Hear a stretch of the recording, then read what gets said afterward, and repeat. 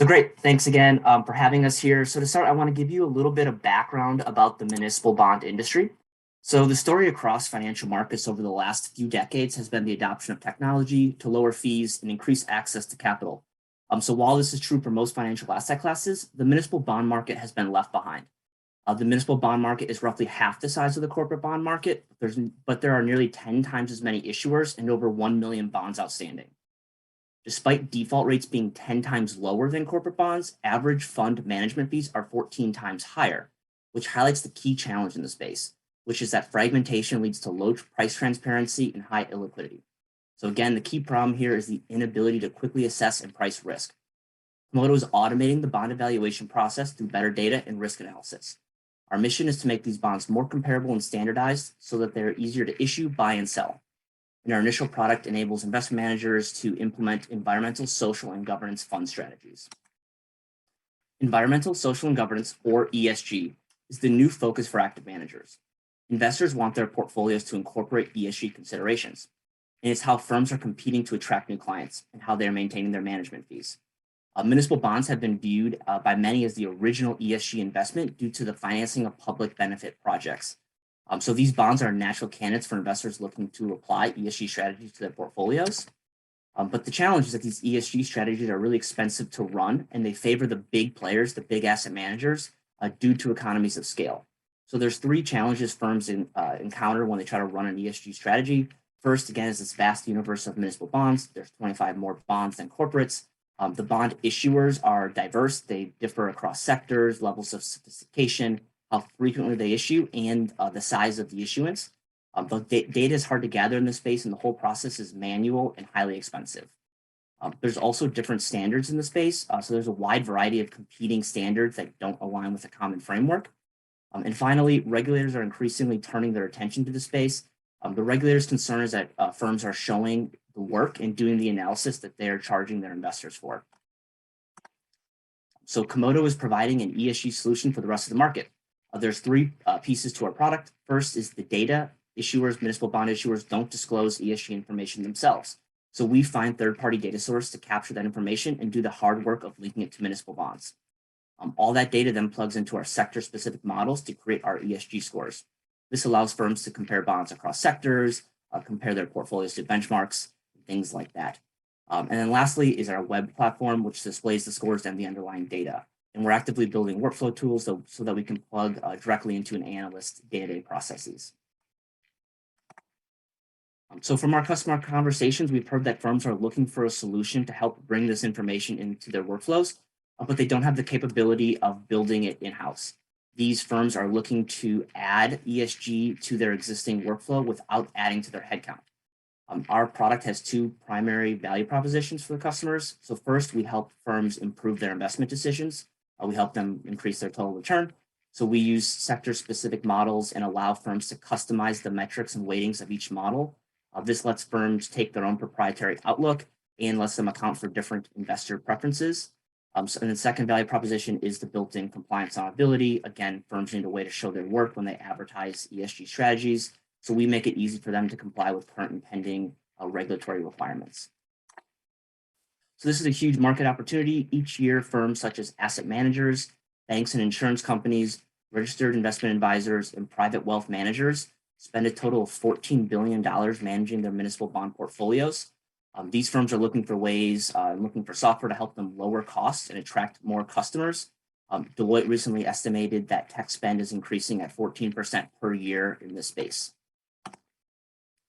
So for our ESG product, we are differentiating ourselves from competitors in two primary ways. So first, we are creating factor-based models and applying that same model to all bonds within a sector for a consistent approach. And the second way is that we let our customers customize the models based on their own investment outlook. Also want to quickly highlight the M&A activity in the space, with 3 of the other firms having been acquired in the last 2 years. Our team has the capital markets and tech background needed to solve this problem. So I spent 5 years building financial data products in the space at S&P Global. Doug spent 12 years working in banking and capital markets in PNC Bank. And Kyle's a recent graduate from Carnegie Mellon with a BS in computational engineering. So we've seen some early exciting indicators of product market fit. We have an ongoing paid pilot with Federated Hermes. We've been actively working with their team on loading their portfolio and pressure testing our models. We're actively building out our sales pipeline and discussing additional pilots. We have the goal of finalizing 2 additional pilots in the coming months. And we are also very fortunate to work with great early investors and accelerators, including Carnegie Mellon University, Innovation Works, and RevTech Labs. So lastly, just a little bit about kind of the space we think that we can grow into. So again, as I mentioned, fragmentation is the primary friction in this market. And there's a huge opportunity to remove that friction by digitizing the credit evaluation process. So it's a kind of a quick analogy. We look at personal credit as kind of an analogous situation. So personal credit used to be a highly manual relationship-based thing. If you wanted to get a mortgage, you'd have to go to your local banker and discuss with them. Obviously, now we have credit scores and automated ways of calculating personal credit. And that's enabled a whole host of industries such as credit cards, instant mortgage approvals, buy now, pay later, et cetera. So we see a similar opportunity in the muni bond space, but the key first step is automating that credit evaluation process. And with that, I kind of want to thank you again. If you happen to know anybody that works on the buy side at a large asset management firm or investment manager, we'd love to talk. Thank you. All right, thank you, Joel. And I think we want to go ahead and bring Mark and Steve up. And if it's going back and forth, it's Steve's turn to kick it off. There we go. Can you guys hear me? Yes. Yes, we can. Great. Good presentation. So from an investment standpoint, I don't know if there was an ask, but I'd want to see it in here. You guys sound like you're in the prototype and pilot stage, and you have some capital from a few of the accelerators, so that's great. But certainly would love to see it. This market's interesting to me. I'm not, Mark's much more qualified than I am to talk about it from the bond and investment side, but as somebody who has a wealth management firm, I've actively asked them to give me greater and more credible visibility into the ESG scores of the portions of my personal portfolio that have been directed that way. And I would say that right now, I haven't seen a single product that tells me anything of any value in the space.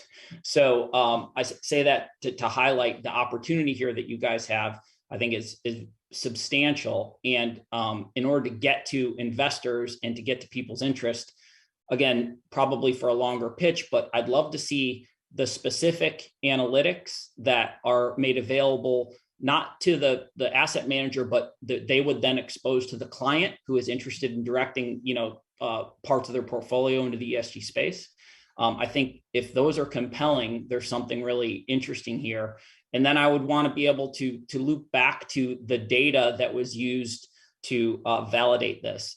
One of the things that you said in your pitch that I think bears a little bit of explanation, because obviously in this space, you're going to be talking to a relatively experienced and sophisticated investor as you raise capital, is, it's a little bit hard for me to connect the dots, at least in this pitch, between, third-party sourced data, and how that actually could enhance the visibility into the ESG characteristics of these bonds. I mean, people are intentionally obfuscating the details. And so it's hard for me to think about how third-party data can enhance that. So I'd love to give you a little time and hear a couple of examples of that, because in addition to the lack of interesting analytics that I'd love to see a little bit more in the pitch is I found very few credible data providers or data sources to be able to substantiate some of the analytics in this space. So I'd love to hear a little more about the data side.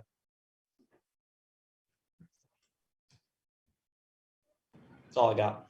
You want me to? Oh yeah. Yeah, Joel, this is really interesting. I am all up in this space all the time. We have several investments, and knew the risk you guys from day one. We actually have a portfolio company that partners with them now. ICE, as you noted, risk was bought by Intercontinental Exchange.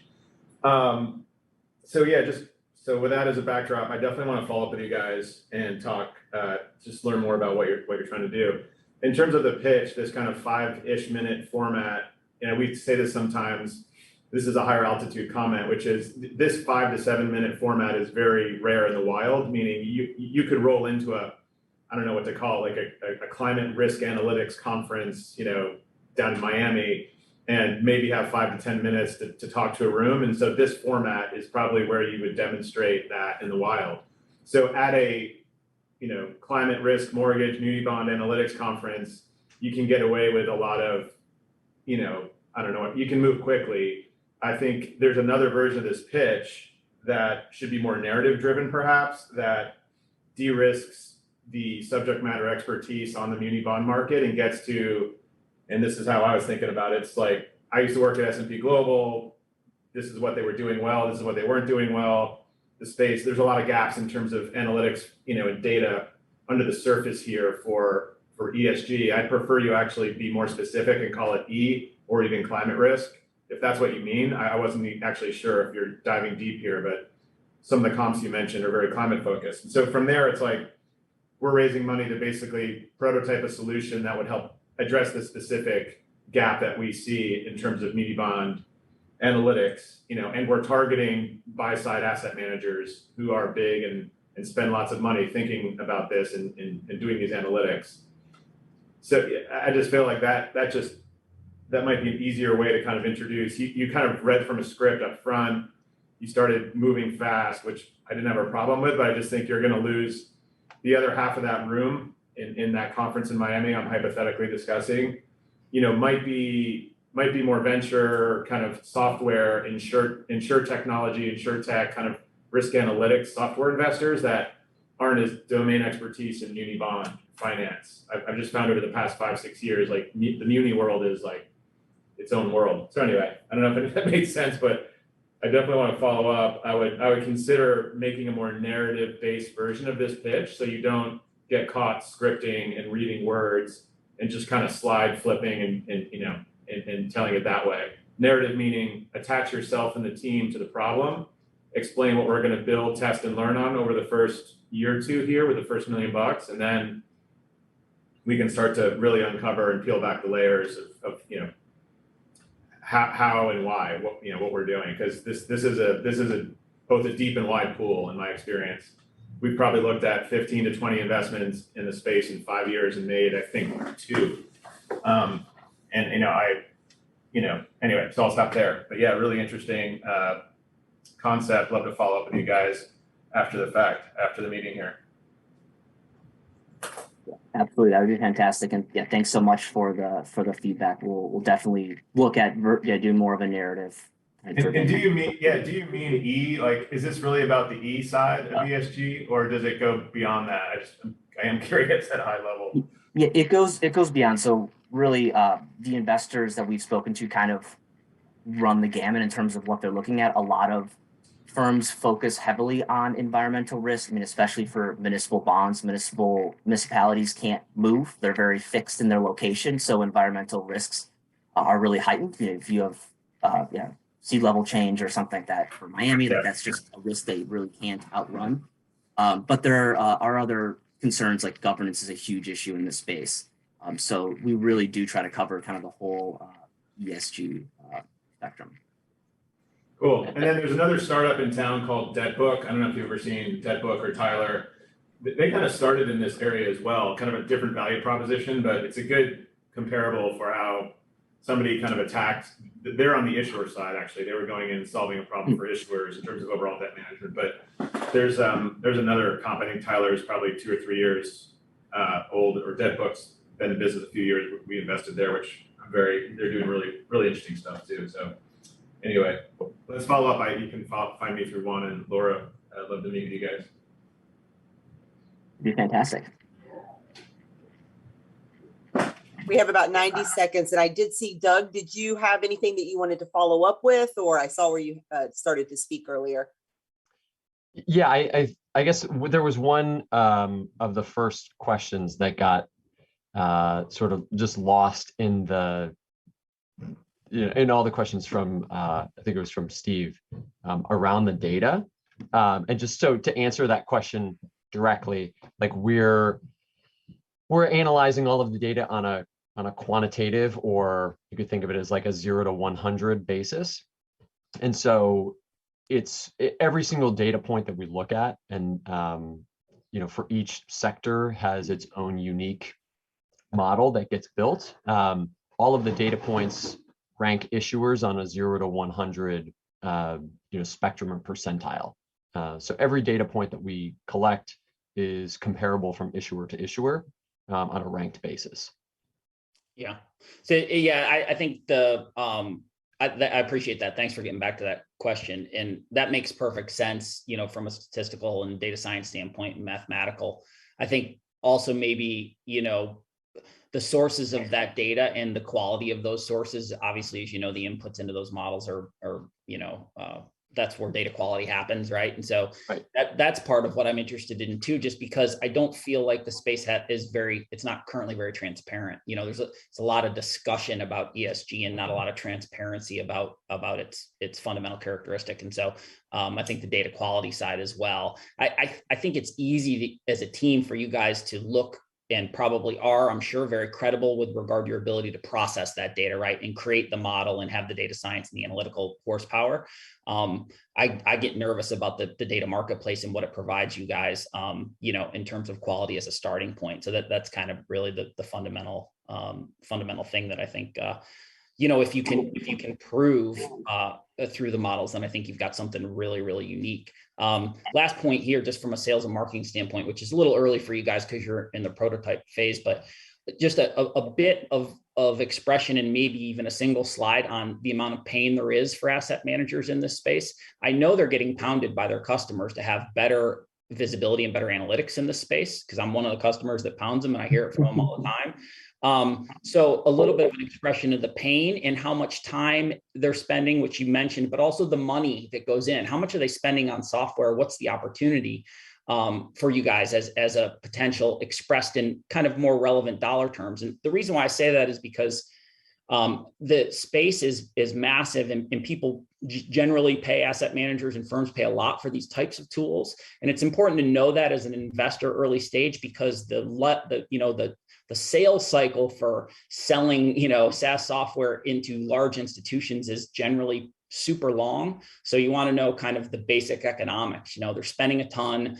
They can spend as much as X on these types of tools, so that we can, as investors, say, oh, great, it doesn't take, that many customers, and these folks have some real opportunity and potential ahead of them. But some of those institutional sales cycles are just pretty brutal. So a little bit more on the characteristics of how you guys go to market, even if it was just a quick single slide, that's all. But great stuff. I agree with Mark. It looks like an interesting business.